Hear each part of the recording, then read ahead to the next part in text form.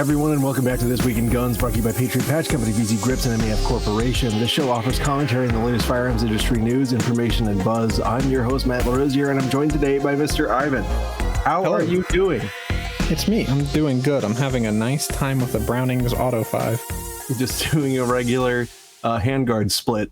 Yeah. That's a good one. But yeah, so people have been a little worried about you ever since, to get the audience up to date. Those of you who aren't up to date on your Ivan lore, there was a concerted attempt to dox you. I guess it's more than an attempt. They did it. And then all of nothing happened. Yeah, I think it was just like a regular dox and intimidate, Tempest and a tea kettle sort of thing. But I guess that Band-Aids are ripped off now. Sort of trying to make the the goings on with 3D printed guns sound a whole lot more interesting than I suppose they really are to most people. And then of course you have to sell it to New York Times readership. So everything's bad, right wing aligned nonsense. Right. And it's really, hackish, terrible, not journalism, because there's no hook to the story. Basically, the whole hook to the story is, here's his name. Would you believe an American gun designer is named John? He designs guns. Ooh. Yeah, and he's a white guy named John. All the way down to saying, all the way down to saying it's legal and he has licenses to do it. Like, wow, what a story! We've discovered someone who's doing something legally, which is it's just kind of a. I mean, meant to intimidate, meant to cause trouble, and I'm sure the timing around the election is probably no accident, no mere circumstance there. But I guess it's the price to be paid for doing interesting stuff, right? Is eventually somebody's going to want to talk about it in a negative light, as it were. But life goes on. Yep. But I guess the main thing to answer everybody's questions is that yes, he's fine. I think he decided to take just a minute off of social media to just kind of chill. But it's not, he hasn't been forced away. There's there's really been no significant repercussions to this story aside from now it doesn't have to be worried about his identity getting out. In other news, more general news, that's not just about one of us, Trump is now 2-0 with attempted assassins. So yeah, this gentleman attempted, I'm sure you guys have all heard about this, but he attempted a shot at Trump, in the most bizarre, kind of rat, little shooter hole, where he hung up two backpacks and stuck his SKS with a top cover mounted scope, and accomplished exactly nothing. And the initial media reports were funny because they called it an AK and then an AK style rifle. Oh, they still haven't updated it, right? But the BDC. This one still says AK style rifle. The FBI has whatever their indictment or charging document or whatever the hell it's called against the guy, and they correctly identify that it's an SKS. And I believe it said that he had been there for 12 hours or something, 8. It was 8 or 18. It was something. I saw a bunch of different numbers were reported, but he had been staking this joint out, sitting there in the weeds for hours, waiting for, I guess, Trump to get close enough. And at the time it happened, I thought I had read that there wasn't a line of sight that he had, but he was, within range had there been a line of sight.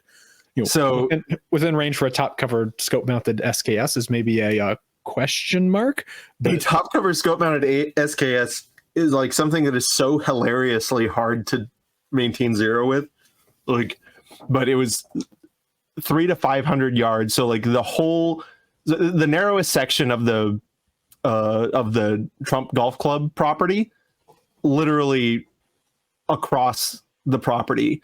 So over a whole, pond or whatever the hell you call them in Gulf American.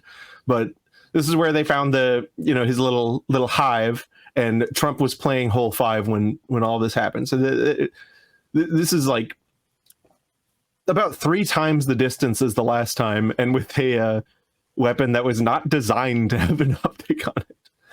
So, and did we find out, did he actually squeeze a shot off or no? I don't believe I don't believe that they said that he had. I think that Right. it's just that Secret Service noticed a barrel of a rifle pointing out past the fence, and then they started shooting, and the guy was like, yeah, I'm out of here. I give up. Lost his resolve pretty quickly. Yeah. We have one containing a ceramic tile. That's a severe degree of energy. But yeah, so that's that. Of course, you guys have all heard about that, so you don't need to hear us opine on it too much. But it does. I don't know why. There's some like thing in my brain where I'm like, I want to put a really crappy scope on the top of an SKS and see if that's even possible to make that, Right. Shot. And so I might do that just for fun because I have a Bubba SKS laying around. Who doesn't?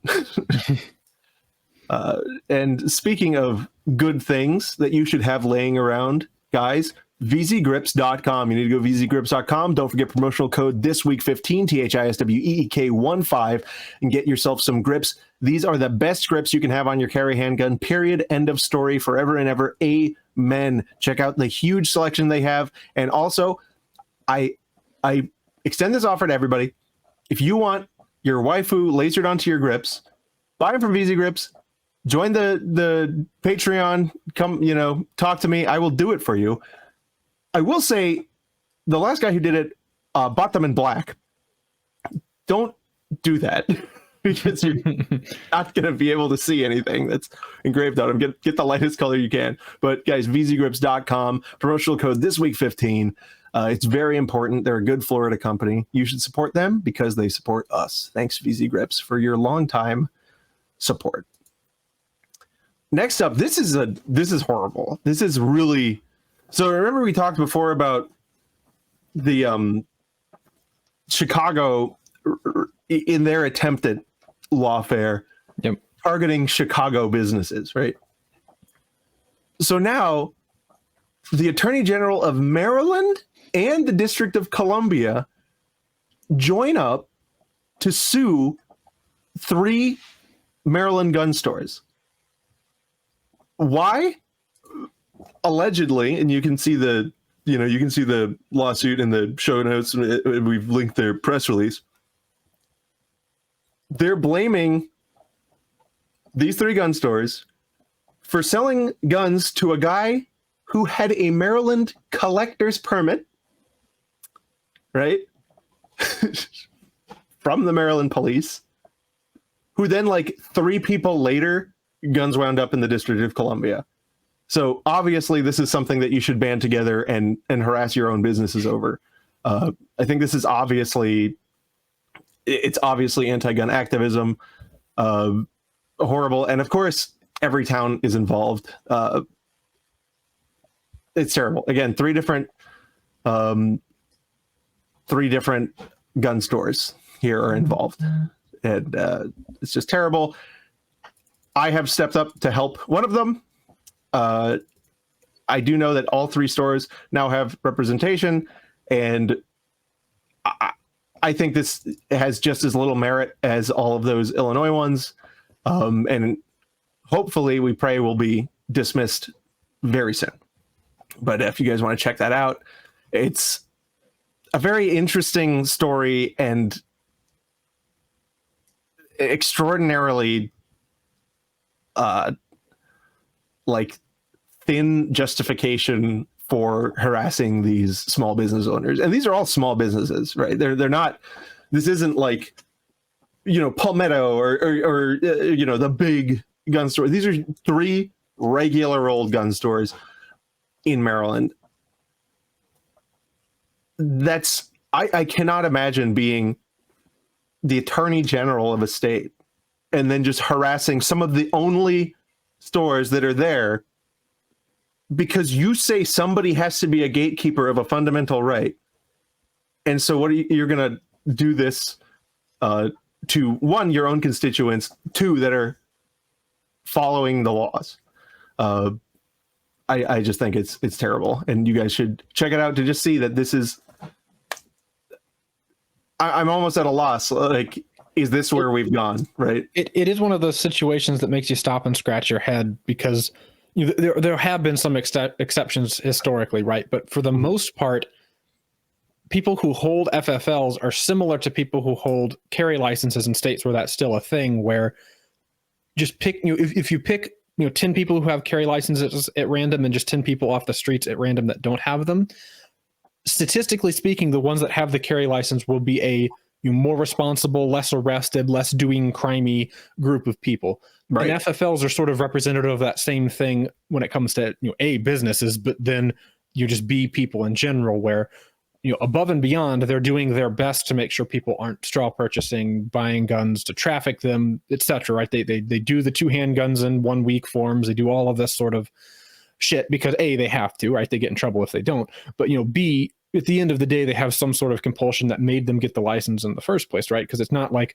because there are people in this country, and ATF even admits this, that they're aware of this happening, right? That's why they're trying to pass new rules about some of this. But there's people in the country who deal firearms without a license, which you should be able to do. But people who go out of their way to get those licenses, for whatever reason, ending up being the target of you're trying to shut them down. Easy, because it's easier, right? I guess it's because you don't have the investigative burden, right, to prove you don't have to go and find who these people are and do stakeouts and all these sorts of things.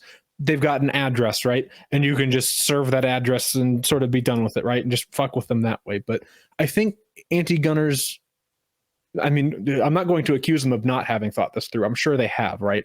And I'm sure that their thought process is, we're probably going to lose these and similar suits like these. They're just trying to strangle people, right?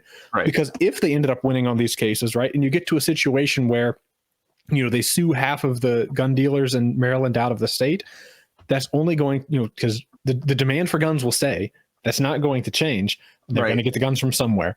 And states like California, it's perfectly clear example of this is, regardless of how many laws they pass, the demand for guns is still there, and people will still be buying them. Mm-hmm. And you can try and drive the costs up, right? California's got like 20% tax on guns and ammo. That's on top of whatever the existing federal taxes on these things are.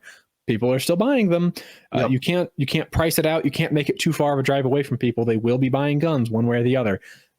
You can have that be with a paper trail attached because people are trying to be good people, or you can have no paper trail attached. And then the only cases you can go for are the ones where people are forced to be sneaky about it, and you're forced to have a hard time to investigate it. And any chance that you're going to stop, gun traffickers or whatever is gone. It's just not going to happen anymore. Yep. 100%. But anyway, guys, if you are in Maryland, really important, 2 things to do. 1, support MSI, great organization. But cases like these where it's individual business, go patronize the business. Seriously, go. If you are in Maryland, I really need you guys to go to Engage Armament. Just buy something. Just get, and also they're super cool. The owner of Engage is one of the coolest gun shop people I've ever engaged with. Super great people. Go to Engage, buy something. Go to United, go to Atlantic, patronize these businesses, and make sure that they can't get choked out. Because, like Ivan said, if this scheme works and they can be choked out, it's only a matter of time before it's your gun shop. And then it would be really interesting what the legal implications were downstream of them eliminating basically every FFL. This is just like we talked about this a little bit with the ATF zero tolerance stuff back when that was, when they were being hyper aggressive on that. Yep. What is the implication if you make everyone who's willing to do it unable to do it? There has to be some legal consequence for that. Yep. And I don't want to speed run that outcome, that result. But it seems that the anti-gun side, they don't seem to have a cohesive legal strategy. I think they're just striking at everything. Yes. And that's dangerous. That's very dangerous. So guys, again, please support these businesses. This is a David and Goliath situation. It really is. These are small companies going up against a massive, cumbersome and expensive machine that is just fine-tuned to grind it into the dust. So they definitely need your support. And don't make the mistake of thinking that, well, I live in Texas and my gun store never happened to my gun store. Yeah. It can. Remember, DC is involved in this lawsuit, and these gun stores aren't in DC. Mm-mm. It's. I don't want to say it's a matter of time and like doom and gloom. Supreme Court on fire. NFA is gone, or Right. NFA is upheld. I guess in this case, it's bad news. But or something. NFA is court. This is certainly something they could do, right? I mean, the way you're structuring these lawsuits, all they need is one gun that was originally sold by your favorite gun store in Texas that ends up somewhere involving someone from their shitty state. Yep. And then they can come after them, right? They can cause all sorts of problems, be like, look at how bad and irresponsible these guys are. And look, it's awful again, they can do this. The suit, They even allege that there's like multiple steps in between, right? And so what are they doing? What it means is if you are popular in an area, you're under the magnifying glass. So let's say if they destroy all the gun stores in Maryland, what's that going to mean? Well, they're going to find guns in DC. They're going to trace them, right? And it's going to be whoever's the most popular one or the best prices nearest to the district. So then it'll be in Virginia. And then after they get rid of all the ones in Virginia, it'll be North Carolina. And then, we'll just keep on going that way. That's how it's going to work. There's no, the only way to stop this is to nip it in the bud, right? And frankly, I've always said Plaka was not a good deal. If they're openly bringing these suits, I think that at this point there's got to be some kind of additional federal protections that need to come. I really think that the government should be, if the government loses a case like this, they should be paying fees and costs. Yes. And the way this is right now, it really doesn't seem like they'd have to, just because of how the law's written. So Plaka 2.0, let's theory craft for a moment. Plaka 2.0, it definitely needs a fee shifting provision, right? If the government is the one suing you and they lose, fees should always be recoverable, just as a default. Because and they should be trebled. Yes. So 3 times fees, basically, and like the lawyer gets their fees and you get double the lawyer's fees if you're the business that had to deal with it. They would think twice, I bet you. Or actually, would they? Would they even think so? I think they'd still do it anyway because they know that their little blue state pay pigs will pay for it. They know it'll be paid for. They don't care. I mean, the only way that we need a constitutional amendment to just absolutely get rid of the concept of immunity of immunity. Yes. Period. To get rid of immunity, yes, but I'm trying to think of a way Plaka 2.0 can just be an ATF rule. Or a federal regulatory rule, this is how you get federal regulatory rules shut down forever, is you use them to protect people's rights. It's like a fee shifting done as a regulatory thing. I don't think that would work, but why not? Right. I've long maintained that. Maybe here we go. Let's huff some hopium on our theory crafting. A Trump presidency where he appoints somebody who actually is, more than good on Second Amendment policy, is just outright creative on Second Amendment policy. Have the ATF start proposing rules that are just out there, where it's we no longer have to check with zoning to issue FFLs. If somebody pays the money, we'll come visit them and explain to them how running an FFL works for 30 minutes, and then we'll fuck off and give them the license. you hyper streamline things like that. And because a lot of these things, right, even the classes of FFLs, it's something ATF just made up. Right. It's not out there in statute. They just made this shit up. Them having made it up means that they can just make it up again. They can change it. They can revise it. And all it would take is as bad as Biden's handlers and as Dettelbach has been with ATF, bad limiting ATF rules being pushed through, you could do ATF rules that expand rights too.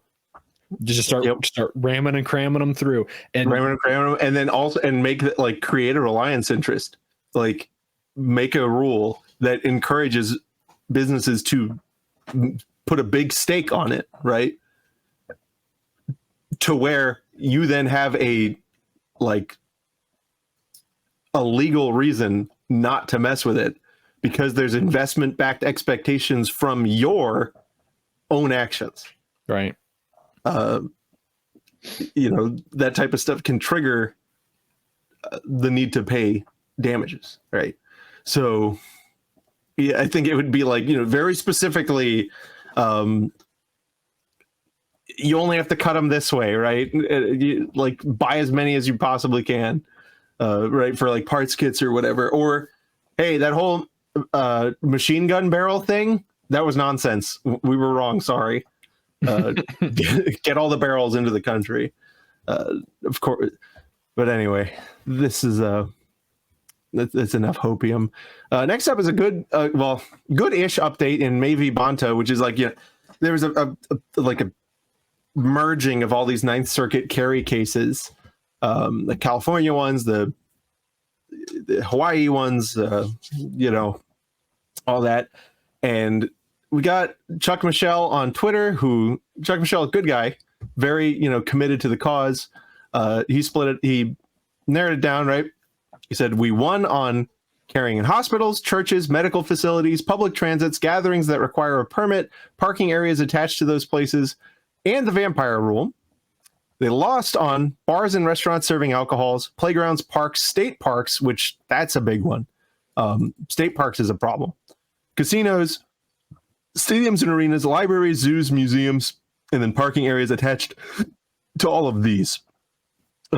State parks is a problem. So yeah, then Chuck says, we're disappointed that the panel did not see things our way on several of the places issue, but considering the tough panel that was assigned to our case, the result was better than expected. We'll continue to pursue this case, and we'll examine whether it makes sense to petition for en banc or Supreme Court review, or instead to pursue a final judgment and appeal after that. I do also like the way Chuck is very just open about what his strat's going to be and stuff like that. He's really come a long way. So thanks for that, Monsieur Michel.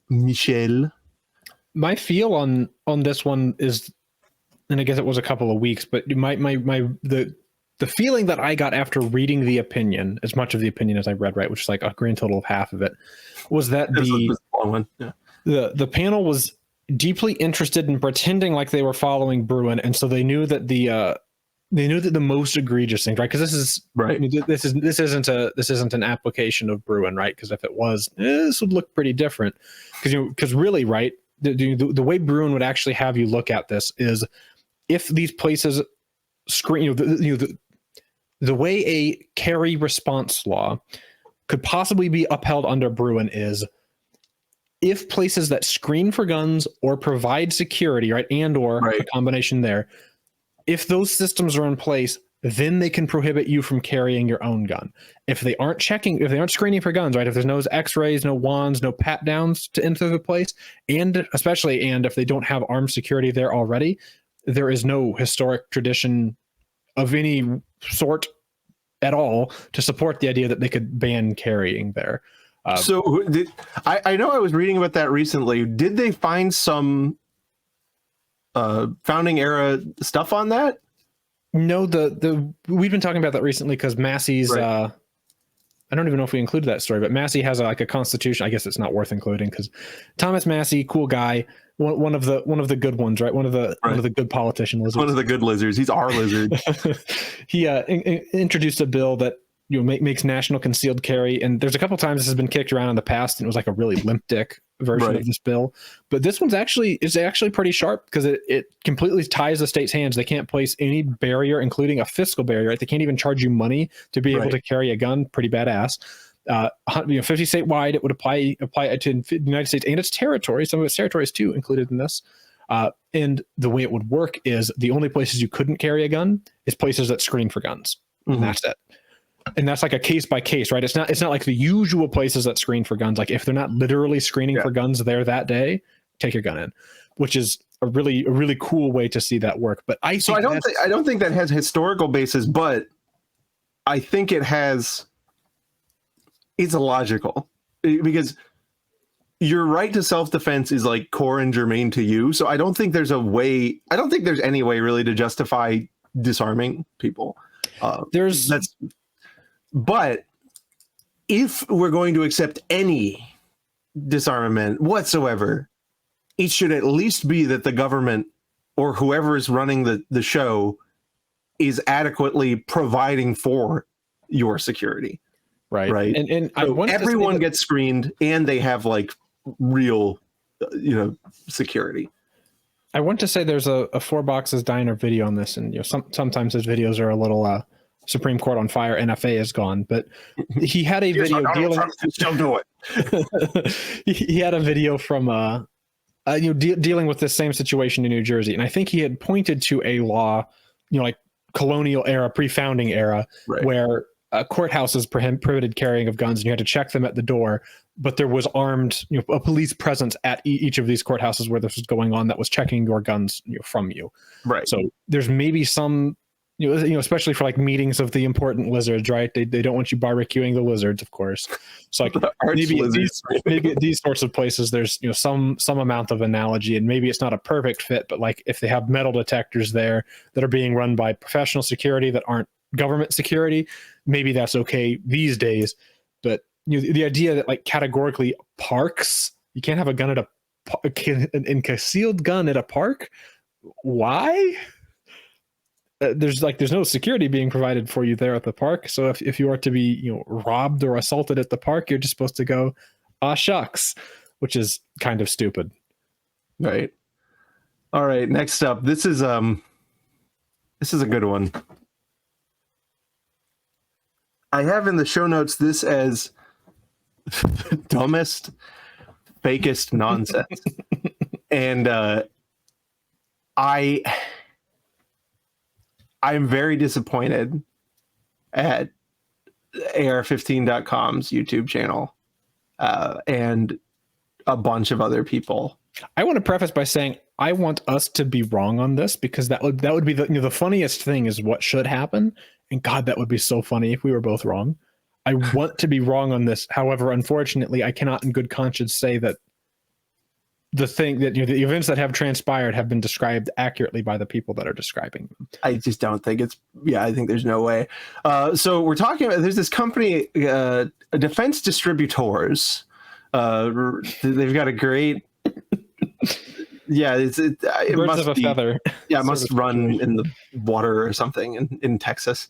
But they sell what appear to be garbage, right? But they also sell SLS printed kill flashes, and you could buy these on Amazon.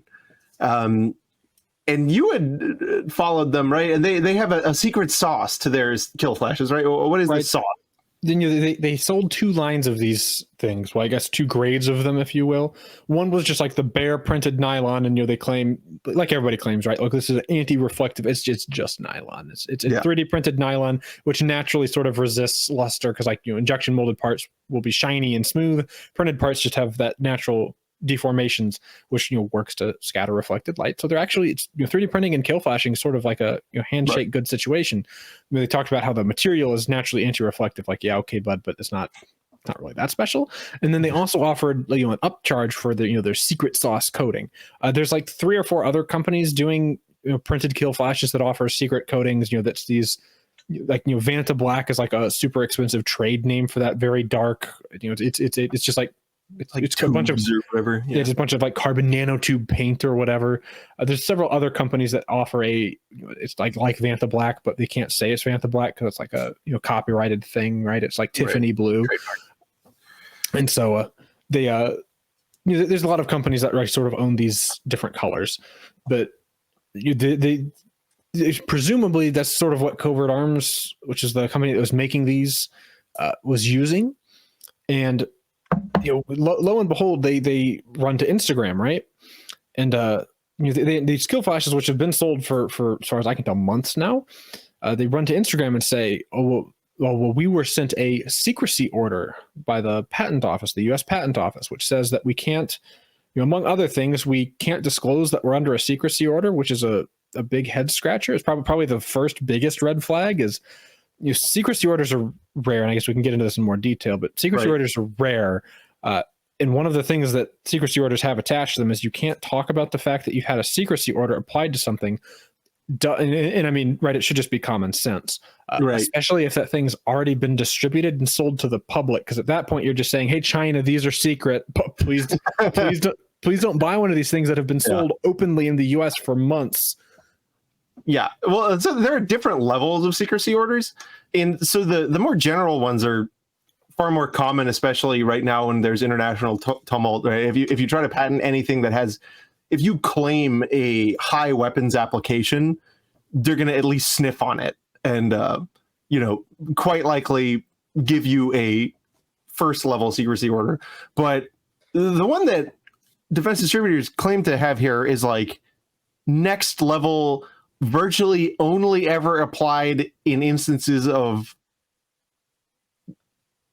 projects where the government itself is like paying for it.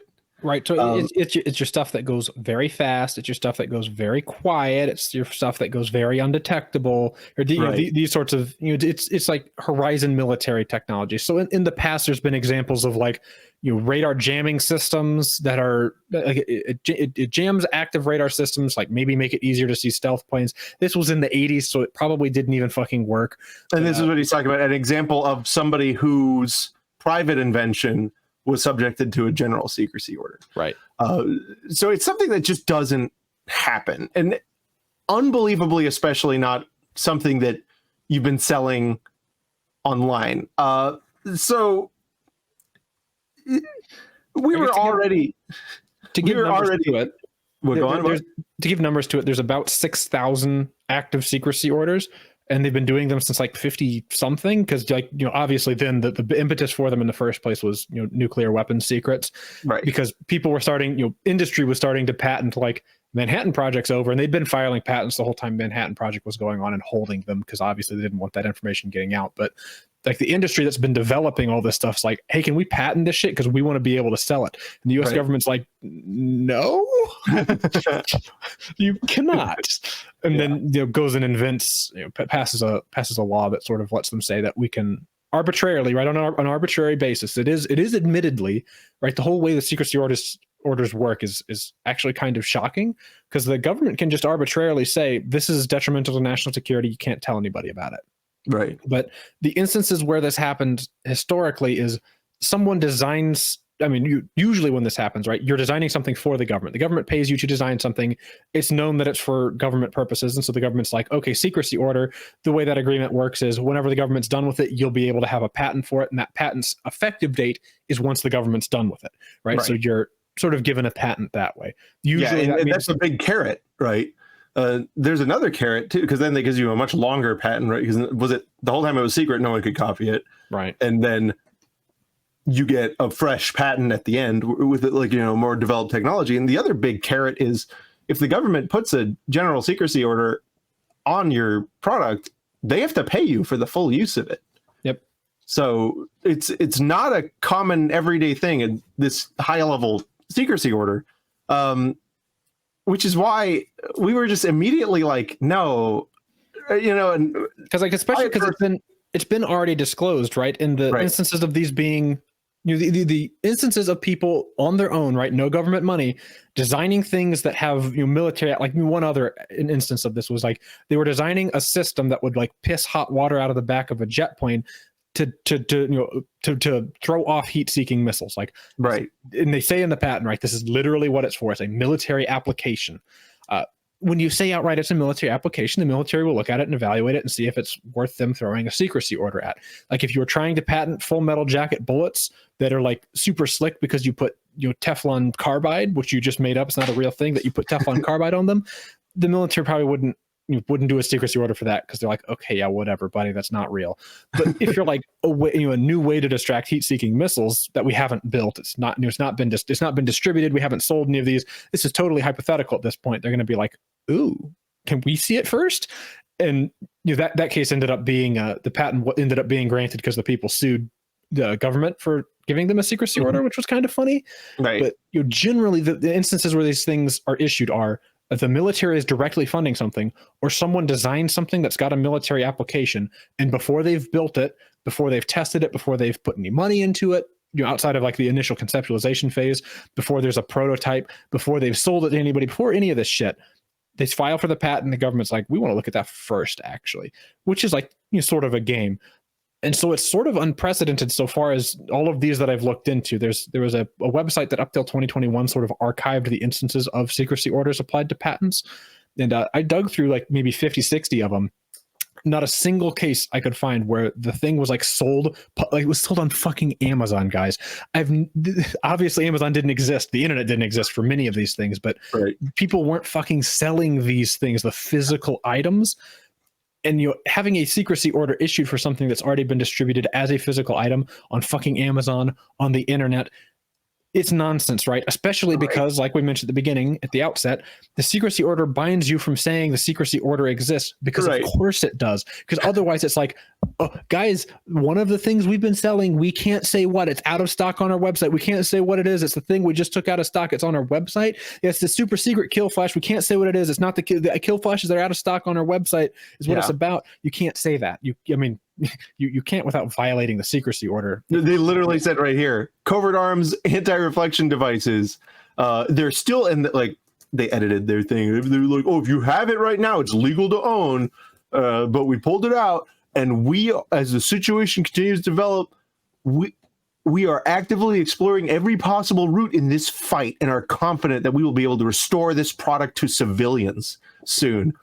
And so we were just immediately like, that's bullshit. Yeah, that doesn't smell and right. because I had never seen a general secrecy order in this context, I was like, that's not how that fucking works. Like when they do an exploratory secrecy order, you can still disclose it, especially when it's already been disclosed. And then I looked and I'm like, oh my God, this is the like level 3, Omega pop secret order. And so they start fighting with me on Twitter.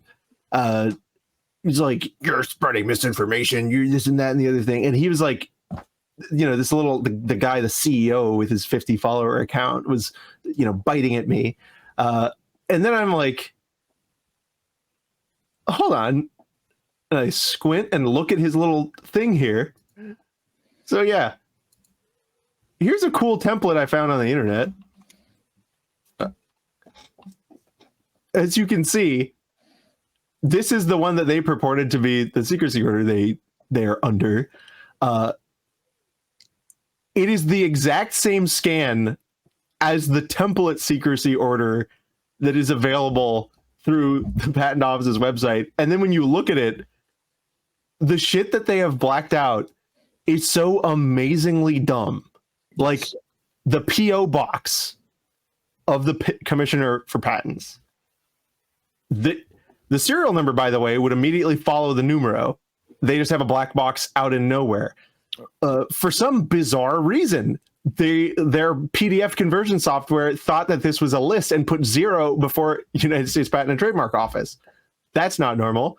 There's just a lot of stupidity here. Also, the application serial number is something that would need to be blacked out. But yeah, the spacing is weird there. And again, like acknowledging that the secrecy order exists is part of the no-no, right? You're not supposed to acknowledge that there's something patentable, something that's patentable in a particular product is subject to a secrecy order, because that's what the secrecy order is there to prevent, is people knowing that this exists. Right. And so, especially when you go, hey, this thing that we've been selling, it's top secret. And they claim that they have a team of lawyers and attorneys. So they kept saying. I promised the guy as we were engaging, I said, look, if it turns out that that this actually happened, I will do this. If it turns out that this actually happened, I will, whatever unit of US currency he picks, I will sign it, and I will write a 500-word paper on why I am an ugly idiot and why he is handsome and brilliant. But the thing is, for it to be, because I think it's a marketing scam, you think it's a marketing scam, right? Yeah. And a bunch of other people are like, this is a scheme. The only way that he'd prove that would be to wait for the secrecy order to expire, disclose the full secrecy order, which would take more than a year, which would then mean he wasn't trying to just drum up sales for his own products. I do think it would be funny if we were wrong and I had to sit there and say, okay, guys, the government did something unbelievably hilariously stupid and granted this halfwit a patent for painting a kill flash black, or not, or like thought it was top secret to paint a kill flash black. But I only think that would happen is if he did something so amazingly stupid, like claim on the patent application that it like disrupts, IR scanners or you see something like this is like the stealth coating they put on bombers.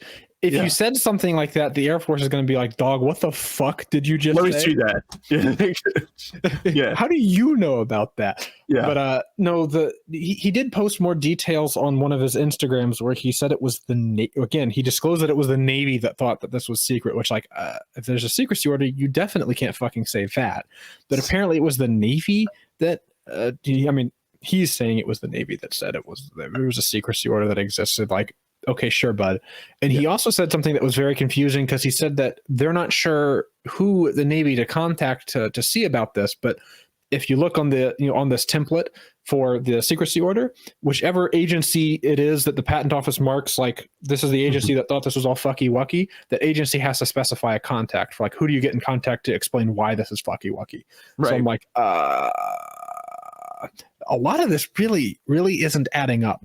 So there is this reality which would just be utterly hilarious, right? That like all common sense points to the fact that this is just a hoax marketing scam that has, for them, it seems worked really well because everybody wants to talk about this like it's real. So there's a chance that this isn't just that hoax, right? There's a chance that the patent office fucked up terribly, right? Like somebody at the patent office had an itchy trigger finger and they were like, they saw a keyword like stealth. And then they were like, I have to ask the military about this. And the military reads it and they're like, yeah, sure, secrecy order or whatever. And there's just some miscommunication that allows this to happen. That would be utterly hilarious. Just like the idea that someone at one of the military branches that are dealing with actual top secret stuff, right? They're dealing with the stuff that's fast and undetectable and the stuff that's quiet and the stuff that goes bump in the night. So for you see in the night, they deal with these sorts of things. And they're going to be like, oh, okay, we got to sit down and explain to this guy. And they open this briefcase in a secure room while they sit down and talking with this guy's lawyers. And they're like, you painted a piece of plastic black? That's what this is? Get the fuck out of here. Like that would be the most hilarious reality is like they all sit down in this room for this big meeting. There's all these guys in their suits crack open this great big briefcase. All the military guys lean in trying to see what sort of UFO technology is being patented here. Like, what did they dig up at Roswell that let them do this? And they're sitting there and they're like, this is a patent pertaining a piece of shitty plastic that we painted black with spray paint. And then like why are we here? He said it disrupts the rocket. He said it makes the rocket confused. And so, certainly there are keywords that you can put in a patent application, right? Like maybe this would be the lesson here. Is there are keywords that you can put in patents that can get you into trouble with these sorts of things. For those of you who are stupid enough to try and patent something like painting an optic black or whatever, if you are dumb enough to try and patent painting something a color, be careful about the language you use and don't say something like it's like a stealth bomber or it would help you in a peer-on-peer fight against America's enemies, or don't say anything like that. Just say normal things, right? Because you don't enhance the quality of the patent by saying any of this bullshit. Yeah. And again, you do an embodiment, which is the most naked, minimum viable application of your product. And I don't. We don't. He does mention that like his lawyers did this patenting for him, and so it would be really funny if like he just paid some lawyer that fucked them. The lawyer just shit it up entirely. The lawyer, like, this is literally UFO technology taken off of the Roswell, and it's on the B-2 stealth bombers, and it makes them completely undetectable to radar. I found it. Just like these kill flashes have a negative radar signature. It's just a radar black hole. You shoot radar at them, the radar waves cease to exist entirely. Yeah. It deletes infrared. It's mega red. Oh god! And the Navy's like, "What the fuck? They figured it out." Whoa! We've been trying so hard to do that. I guess we did discuss like on the other possibilities, just because it was fun to try and think about like what the fuck was going on here. One other possibility we did theory craft is that it is possible that one of the branches of service have an existing secrecy order agreement in place with an OEM like, Bausch and Lomb or E3 or one of these other companies that does optics and optical stuff to develop a kill flash, and it's possible that one of the claims in interrupts a pre-existing, right, that there's conflict between these claims and there's an existing secrecy order agreement for something pertaining to what's going on here. And so if you had a patent, if you had a paragraph in your patent's claims that was pretty close to what Bausch and Lomb, theoretically, right? I have no idea about if Bausch and Lomb or E3 are designing these things. Please don't come visit me with the black helicopters. But if they were designing these things, right? You know about the black plastic. It had a secrecy order for painting things black. And you tried to patent something that's relevantly similar to that. The secrecy order division of the patent office. And speaking of which, they should post pictures of the people who work there, because I need a physiognomy check on these guys. I feel like they got the big glasses and like, well, actually, but it would be something that they would then probably extend that secrecy order to anything that has a claim that's like almost identical to the thing that's. You could just, the way this would work is these companies that are working with the government will write a patent. The government will be like, okay, secrecy order, because we already had a secrecy order agreement. Everything you try to patent will automatically be given a secrecy order unless you want to try and fight us on it. And that patent will post whenever we're done using this thing for secret things. But then if you tried to patent something after these people already had that quote unquote secret provisional patent, they would hold yours up for the same reason, because it's like, oh, these guys figured it out too. And perhaps, right, it may be a thing where... Yeah, then the thing that sucks is that does happen, and that's specifically accounted for in the law. But when that happens to you, you then don't get the patent. You just can't use your shit for the whole time. So it's anyway, that's enough words spilled over that. We'll see what ultimately happens. Actually, I don't think we'll see. I think this will just fizzle out and disappear, and that they'll just show back up for sale. But hey, whatever. You know what would be really funny, and even potentially even funnier than us being wrong, is that some other company that actually has a patent for kill flashes sued them. like you're knocking off our kill flashes, stop. Or maybe just even sent them a cease and desist, and they were like, okay, sorry, but we have to come up with a really good story about why they went away. The Goobermant said we can't. Yeah. All right, another quick one, guys. We filed this week supplemental briefing in the Matt Hoover case. So basically, Cargill had came down, and interestingly, all three attorneys in the 11th Circuit filed notices of the new decision, and all three said completely different things. And so the 11th Circuit was like, you guys are explain, right? What is going on here? So we filed ours, and I feel really good about it. I feel really good about the case in general. So that case is moving forward. We've also got selected for oral argument in the 4th Circuit case of Adamiak. That's the Navy sailor who was banged up for having cut up parts kits. But so here on Twitter, you see I posted the table of contents for the supplemental brief in the Matt Hoover Auto Keycard case. And the most important heading, and I am not exaggerating, if you follow the government's logic in the decision below, every single AR-15 in America has to be a machine gun under the statute as they interpret it. And linked right underneath it, we have the PDF. You guys can read it, but I don't think that's an exaggeration. And the reason why is the whole case hinged on basically the government's expert asserting that they had gotten it to fire automatically. Well, one, Cargill now says it's automatically and more than one shot are not the same thing, right? They're independent elements that have to be analyzed, and we thoroughly discussed that. But two, he admitted it was a hammer follow malfunction. It wasn't working the way a autoseer would work. So he straight up admitted it's hammer follow. And he said, if you take the disconnector out of an AR-15, well, yeah, no, it's a machine gun. So what does that mean? Well, if the government's theory is correct, then what he's saying would have to be true. If hammer follow a machine gun makes, then taking the disconnector out of an AR-15 makes it a machine gun. What does that now mean? 5845 says that the definition of machine gun includes the frame or receiver of any such weapon. What is the difference between the receiver of an AR-15 that takes a disconnector or not? Oh yeah, nothing. Nothing, right? So it's a patently absurd reading that they're suggesting, but I do think it's important that we point it out. I'd love for you guys to read it and let me know what you think. It's certainly an incongruence, right? And again, we should, it's important to remember that we're dealing with here sort of what Cargill may change about this case, but important to remember, this case is dealing with something that's like multiple steps removed from that, because it's a card with a drawing on it. Right. It's not, it doesn't put it in a gun. It does nothing. In fact, it won't fit in the gun at all, in any functional capacity anyway.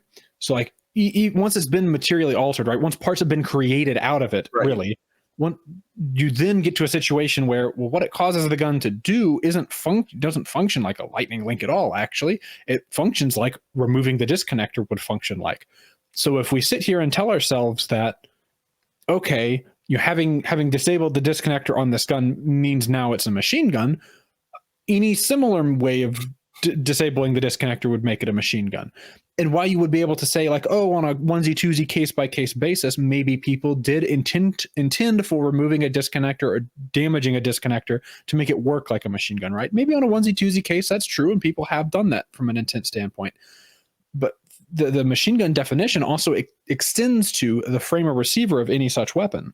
Right. The frame or receiver is identical with or without a disconnector. It doesn't change. So the government finds itself in a pickle. And I think the only way for them to climb out of this pickle hole, as it were, is to find that automatically has to mean, again, sort of like the Supreme Court just barely touched on in Cargill because it wasn't sort of central there. Right. But automatically has to mean a self-acting regulating mechanism that works in the way it's designed to. Because otherwise we're sort of in a shit situation where hammer follow certainly isn't a reliable way to make a machine gun, or else the auto it's not even reliable, right? Is it functioning automatically or incidentally or even accidentally, right? And so there's actually good we got the dictionary definitions from the time the NFA was passed.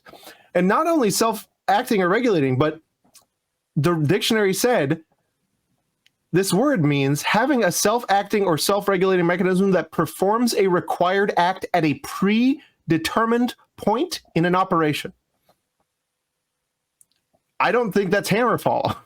Right. I mean, it shouldn't include the definition of hammer follow. And if it does, we've opened a whole different can of worms at this point. And so we did get extremely nerdy in this brief because we wanted to make sure the point hit home. And so you guys might want to check it out if you want to nerd out about the distinction between functions of semi-automatic AR-15s and fully automatic AR-15s, and then the distinct non-function of a hammer following AR-15. So yeah, I'd love it if you guys check that out and let me know what you think. Speaking of whatever that is that we're speaking of, you guys need to go to maf-arms.com and don't forget promotional code FUDBusters. That's a fat 10% off, guys. There are MP5 kits in stock. That's a big deal. They're not there very often. You got to grab them while they last, and it is one of the greatest things possible. It is a good one. Right there, the whole thing mounted and ready to go. And then don't forget 10% off. That's going to be a big fat dicks count on that item. All super high quality stuff. Don't forget the Set Me L. That's a great price on something roller delayed for that, type of whatever it is. All right, guys, maf-arms.com, promotional code FUDBusters. So yeah, this next story is fun. Law enforcement leans on 3D printer industry to help thwart machine gun conversion devices. I put this in the show notes as cops, please, Mr. China, make the 3D printer stop. This is absurd. I don't know. I know you've probably got more to say on this than I do. Yeah. So the sort of general way this went down is ATF's looking to make it look like they're due something. They make it look like they're doing something. Wow, that was a whole sentence. Good one. Yeah. They want to make it look like they're doing something, right? And so they've been losing in court on most of their redefinitional stuff. So their new angle here, right, is to try and sort of corner what they're trying to point to is like an explosion of 3D printed machine gun conversion devices. And then these articles all include pictures of new machined ones that were imported from China, which is, from my understanding, where the majority of these things are coming from. And maybe ATF could point to, like, we've got an increasing number of 3D printed ones. This is very alarming or whatever, but that's not the reality of the situation is in terms of sheer numbers. But, ATF like invited media out, they invited industry out. They, by industry, I mean like a 3D printing industry, and they didn't elaborate on what that meant. Like, who actually was invited? Like, was that Chinese printer industry? Was that like US printer industry? Like, did they invite Stratasys? Because no one is printing machine gun conversion devices on Stratasys printers. I'm not entirely sure who it is that they invited out, but they're looking to find some sort of a plan that the industry will help them with to try and crack down on these devices.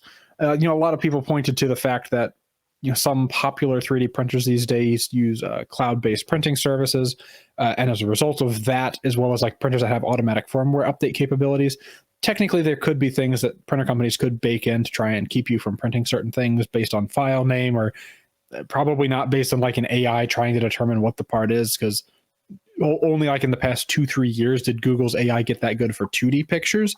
3D pictures, like we're sort of dealing with CAD files and STLs, really aren't going to be very easy for their AIs to crunch and munch on. But they could certainly get like a list of file names or whatever that are prohibited to like make it one step harder or what have you. But again, there's no known action of these things now. What was sort of interesting is that it sort of further gave insight into the ATF's gun library, where they try to have one of each, one of every gun. Whenever they, well, who was it? Like Thomas Massey was saying, and I think it might have been Thomas Massey, was like, we should disband the ATF and the gun library should be auctioned off to the public. That would be fun.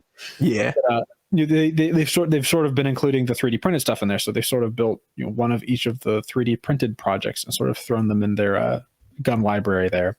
And so they sort of showed those off to the media and talked about the fact that it exists and it's legal in most states, and some states regulate it to some more or lesser degree. Some states want serial numbers, blah blah blah. Right. But these are the machine gun conversion devices, and they make us stamp our feet and they make us mad because shooting fast is evil. Right. And they always want to, for some reason, they always want to point to 3D printing, and it just doesn't make any sense.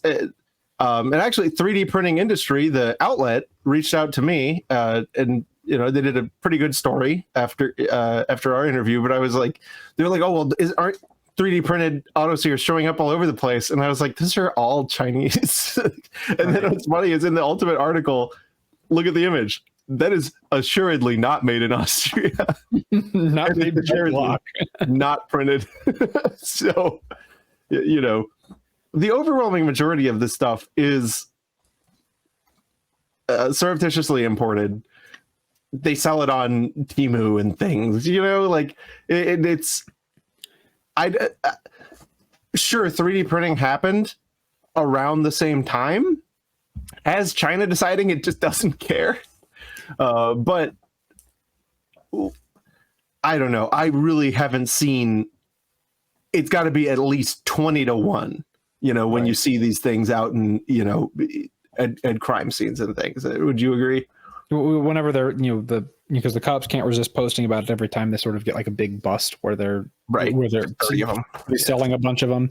I mean, there have been instances, of course, like the portable wall hanger guy and these sorts of situations of people printing them and distributing, selling them that way. But for the most part, the things that the ATF are concerned about is like the large scale distribution in cities. And it's just because people were able to import thousands of them before customs really caught on. And even after customs caught on, they're being disguised as necklaces or keychains or these sorts of things. And as a part of this move, ATF in coordination with FBI and a couple other agencies did seize like 360 websites that were essentially drop shippers from China that people had set up to buy auto sears online and these sorts of things.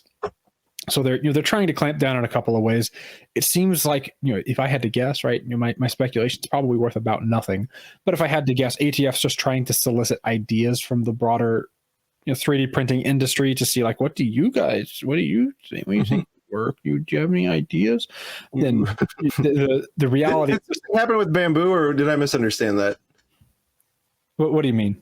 I thought I saw Pew post something about bamboo. Like, I mean, I was wanted to mention. I was trying to segue to, like, the best practices are, like, what does this mean for you, dear listener? If you're worried about it for some reason, like, I'm not trying to accuse our audience of doing cool stuff like making auto sears or anything like that, but if this is for whatever reason concerns you, if you've got a printer that sort of got cloud-based printing, go back to the old school way of printing on an SD card, right? You don't have to do the cloud-based printing, even though it's convenient to not have to get up to start your printer. It is really cool, but you avoid that convenience. If you've got automatic firmware updates or Wi-Fi capability on your printer, just turn that shit off, and then it will never have any of these, like, firmware updates pushed to it or anything. From a pure, that's just not how any of this works sort of standpoint. The ATF, by inviting the industry out, either was just looking to get media out and was just like, we're inviting industry, and really it's just media to talk about 3D printing because it's snazzy and people want to listen to that. I suspect that's more of what it was, but the industry is going to tell them, like, most printers that are on the market aren't going to be capable of running, the printers themselves aren't going to be able to run AI detection. They don't have that sort of number crunching power. The ones that are like, they can barely interpolate G code. The ones that are cloud enabled could maybe make that interpretation happen in the cloud, but, like, only maybe. And that's not going to stop you from just putting that shit straight on a SD card.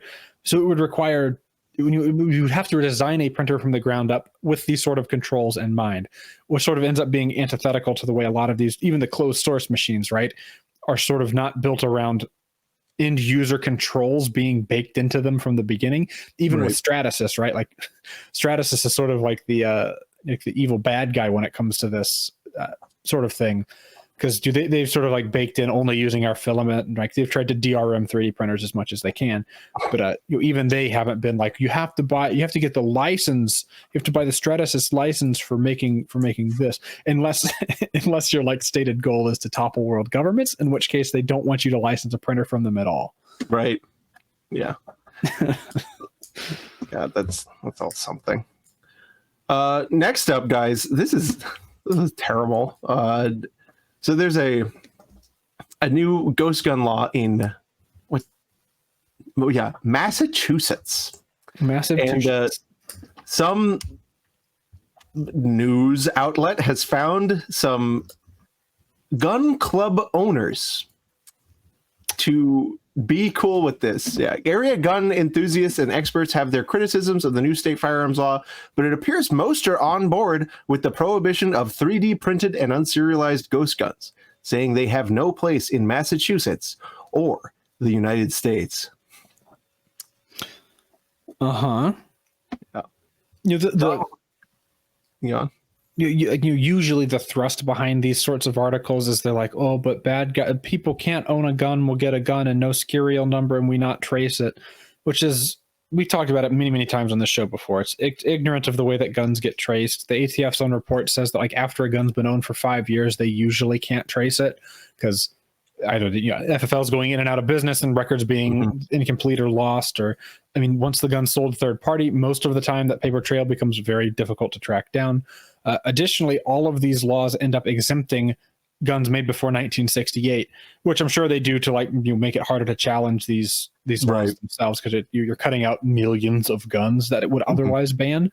But if the concern is people being able to get a gun and no serial number and background check and blah blah and no tracing, there's millions of guns that you're saying that they can own.